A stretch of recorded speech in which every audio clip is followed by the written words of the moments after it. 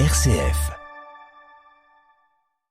Vous savez que les équipes de la pastorale de la santé, des équipes de visiteurs organisent des formations et nous allons parler d'une de ces formations qui a eu lieu les 10 et 11 novembre et 25 novembre, une formation sur l'écoute. Notamment, nous allons parler avec Cécile de Vleming. Bonjour Cécile. Bonjour Enzo. Et avec Rachel Laurent. Bonjour Rachel. Bonjour Enzo. Alors Cécile, d'abord, une formation sur l'écoute, ça m'étonne toujours un peu parce que c'est quand même l'intention des visiteurs et des gens qui sont dans la pastorale de la santé, d'être à l'écoute de toute une série de gens qui ont des problèmes, qui sont isolés, qui sont peut-être malades. Et pourtant, vous trouvez qu'on a besoin d'une formation à l'écoute, Cécile ? Mais oui, vraiment. Donc, on croit que écouter, c'est naturel. Mais non, écouter, ça s'apprend. Comme rouler à vélo, comme apprendre à conduire. Il y a un jour une participante à la formation qui m'a dit « Mais en fait, apprendre à écouter, c'est tout aussi difficile qu'apprendre à conduire. Il faut au moins 1 an. » Et j'aimais beaucoup cette comparaison. Mais ça veut dire que les bonnes intentions ne suffisent pas. On a l'intention. Alors, l'intention est très importante, bien sûr, mais elle s'accompagne aussi d'un savoir-être et donc de compétences. Et d'un autre côté, quand vous dites formation, il y a une part d'activité. C'est pas juste le fait d'écouter quelqu'un qui est un expert. Il y a une part de mise en situation. Ah oui, bien sûr. Les formations à l'écoute, Rachel le dira aussi mieux que moi, sont des formations actives. On met les participants en situation d'écoute. Donc, ce n'est pas un enseignement ex cathedra ou un discours magistral. On travaille véritablement sur des situations Donc, d'écoute. les gens peuvent venir avec des cas particuliers qu'ils ont pu voir. Absolument. Alors, aussi, Cécile, je suis étonné parce que c'est une formation qui revient pratiquement chaque année, sinon même plus. Ça veut dire que les équipes de visiteurs et tous ces gens qui rendent visite ont besoin chaque année de formations à l'écoute ? On n'a pas besoin de suivre chaque année une formation à l'écoute, mais il se fait qu'il y a toujours des candidats et aussi extérieurs à la pastorale de la santé, ce qui est très très intéressant et qui ouvre à un public plus large et plus hétérogène. Donc, oui, 2 fois par an, nos formations à l'écoute ont du succès. Alors, Cécile, elles sont très ouvertes, ces formations. Donc, ça veut dire, c'est pas destiné à des gens qui sont, entre guillemets, des professionnels Absolument de l'écoute. pas. C'est très ouvert. C'est très ouvert, oui, absolument. Ça veut dire qu'à la limite, on pourrait même l'utiliser dans sa vie privée, alors. Absolument, oui. Même si les personnes les plus proches, celles avec qui nous avons tricoté notre vie, sont sans doute les plus difficiles à écouter parce que nous sommes moins chimiquement neutres, je dirais. Mais oui, elle sert dans tous les aspects de la vie. Donc c'est un beau cadeau à soi-même, en fait. Alors Rachel, je me tourne vers vous. Comment est-ce que vous avez présenté cette formation à l'écoute ? On vous avait dit que vous alliez apprendre quoi ? C'est ma grand-mère qui m'avait conseillé de le faire parce qu'elle m'avait dit que c'était important pour pouvoir... parce que moi, je fais des études de cinéma et je voulais faire du documentaire et pour approcher les gens, pour les mettre en confiance et pour pouvoir tisser un lien avec eux sans qu'il y ait ce profit que je peux avoir avec eux. Ma grand-mère m'a conseillé de faire cette formation pour les inspirer confiance et pour les montrer que je suis à l'écoute s'ils ont besoin de parler de sujets sensibles et que je ne suis pas là pour profiter spécialement de juste ce qu'ils ont à me dire de poignant pour que je le mette dans mon film. Et donc ça a débuté comme ça et puis on me l'a présenté comme nécessaire dans mon quotidien aussi plus que dans le cinéma pour une attitude, pour une manière d'être. Oui, pour même créer des relations plus saines. Je sais pas. En fait, je trouvais que j'avais déjà les compétences d'écoute déjà de base, et là, ça m'a juste permis de pouvoir montrer que je suis vraiment disponible pour mes proches. Oui. Et j'avais vraiment envie de tisser, de profiter de cette formation pour faire profiter mes proches surtout, plutôt que des nouvelles personnes que je rencontre. Même si on est chimiquement pas neutre quand on est avec eux, j'avais envie de comme me faire pardonner avec mes proches et recommencer à nouveau, de créer une bonne relation. Mais en passant par l'écoute. Justement, Rachel, vous m'étonnez totalement parce que vous êtes, entre guillemets, une professionnelle de l'écoute. C'est-à-dire, normalement, c'est dans le métier que vous avez appris que vous devez être attentive à ce qui se passe dans la vie des gens pour le raconter, pour le mettre en scène, pour le filmer peut-être. Et là, on vous dit, mais non, tu as besoin d'une formation à l'écoute. Comment est-ce que c'est possible qu'une personne comme vous ait aussi besoin d'une formation à l'écoute ? Je sais pas, parce que moi je n'ai pas été formée pour écouter du tout. J'ai pas eu vraiment de formation professionnelle pour ce que je fais. Je suis encore étudiante. C'est ma grand-mère qui m'a juste conseillé de le faire parce que la relation qu'il doit y avoir entre le filmeur et le filmé doit être confiante. Et l'écoute, pour ma grand-mère, ça paraissait essentiel pour réaliser tout ça, et donc je l'ai suivie, et elle-même l'avait faite il y a quelques années, et elle a dit que ça avait changé même son aura, les gens se sentaient très en confiance avec elle, et j'avais envie de développer ça aussi. Mais ça veut dire que quand vous vous formez à l'écoute, d'une certaine manière, est-ce que vous arrêtez de juger les gens ou bien de vous sentir jugé ? Il y a une sorte de bienveillance qui doit s'installer dans l'écoute, j'imagine. Oui, il y a une sorte de bienveillance. On fait vraiment attention à ce que l'autre dit pour pouvoir rebondir sans le juger ou émettre des nouvelles choses qui viennent de nous, mais plutôt reformuler ce que la personne nous dit pour créer un climat de juste d'écoute et pas de jugement.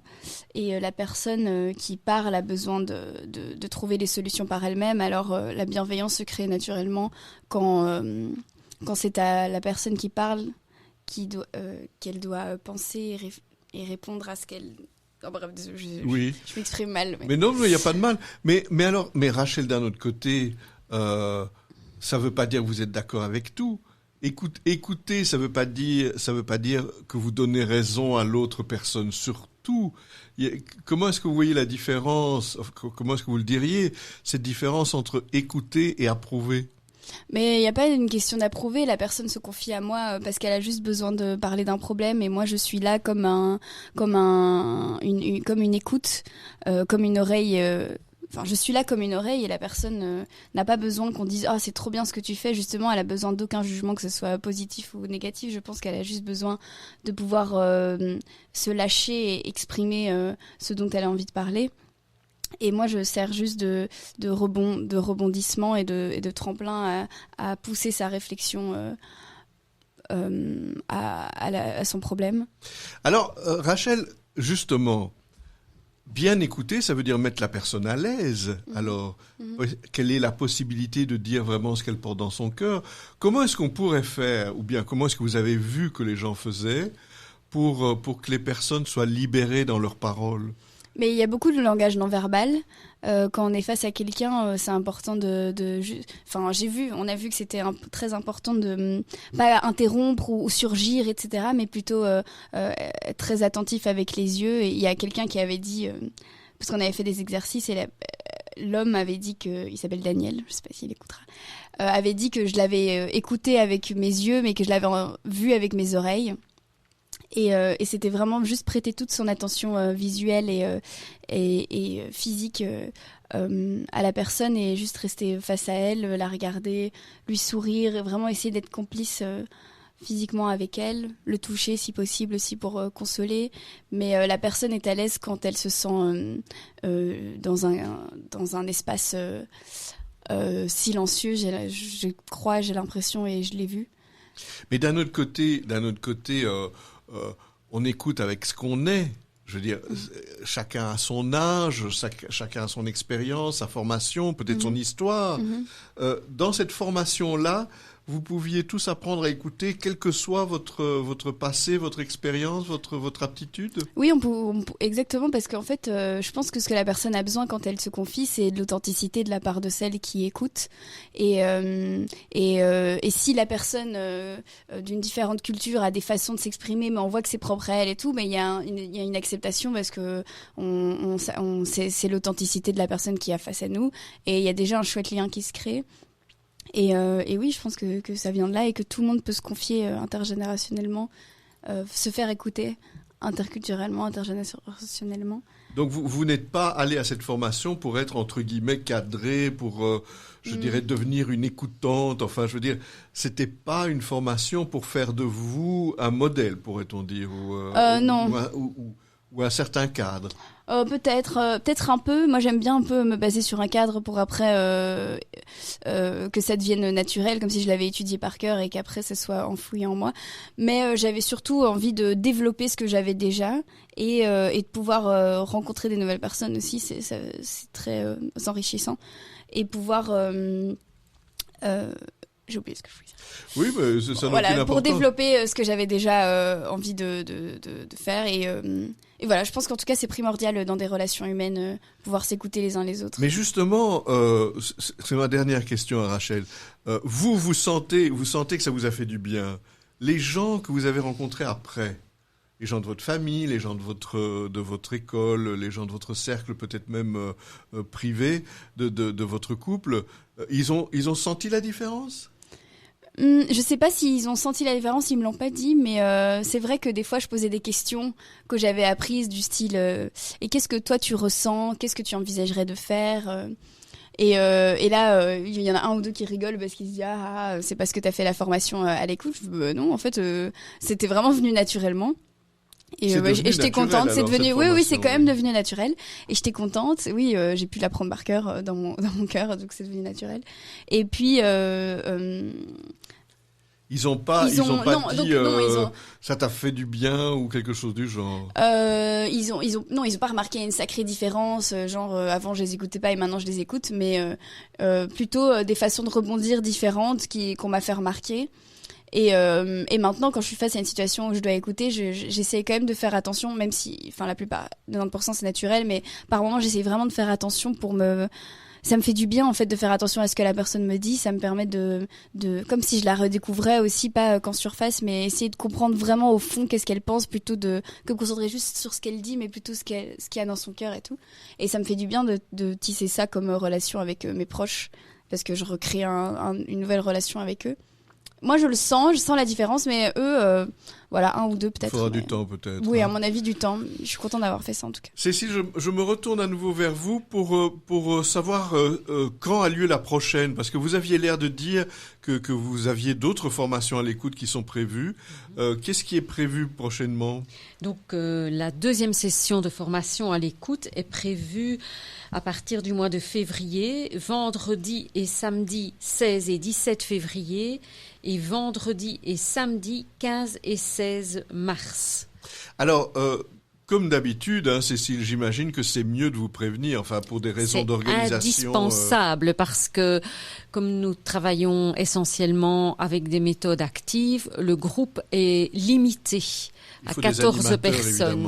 Et donc voilà, il est indispensable de s'inscrire. Si quelqu'un arrive et n'est pas inscrit, il peut rentrer chez lui, quoi. Voilà. Alors évidemment, vous avez une page quelque part, j'imagine, Pastoral de la santé. Je sais que sur Facebook vous avez Pastoral de la santé, et par ailleurs aussi on tape Pastoral de la santé Bruxelles, on va trouver. Oui, tout à fait. Oui, tout à fait. C'est le plus facile. Si on a des questions en plus, on n'a qu'à les poser sur ces sites-là. Oui, absolument. Et on répond aux questions et on peut avoir aussi les personnes qui se posent des questions au téléphone.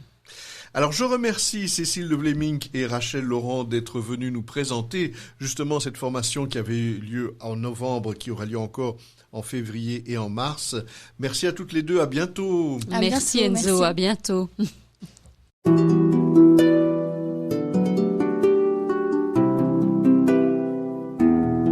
Au fil de la vie, Enzo Bordonaro.